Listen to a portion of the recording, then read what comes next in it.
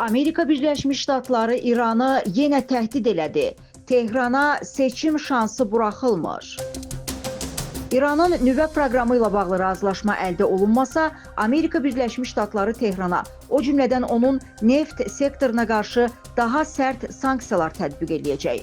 Report xəbər verir ki, bu barədə Amerika Birləşmiş Ştatlarının energetika naziri Chris Wright CNBC telekanalına müsahibəsində bildirib. Əlbəttə ki, mən İrana qarşı çox sərt sanksiyalar gözləyirəm və ümid eləyirəm ki, onlar onu nüvə proqramından əl çəkməyə məcbur eləyəcək deyə o, İranın nüvə proqramı ilə bağlı tərəflər arasında razılıq əldə olunmasa, Vaşinqtonun Tehrana qarşı daha sərt sanksiyalara gedib getməyəcəyi ilə bağlı sualı cavablandırarkən deyib. Wright'ın sözlərinə görə Amerika Birləşmiş Ştatları İranın nüvə silahına sahib olmasına icazə verə bilməz. Xatırladaq ki, daha öncə İran prezidenti Məsud Pezeşkiyan Tehranın Amerikalı həmkarı Donald Trump'a cavab məktubunda Vaşinqtonla nüvə proqramı ilə bağlı birbaşa danışıqlardan imtina elədiyini, danışıqlar üçün pəncərənin yalnız üçüncü ölkələrin vasitəçiliyi ilə açıq olduğunu bildirmişdi. Öz növbəsində Trump NBC News telekanalına müsahibəsində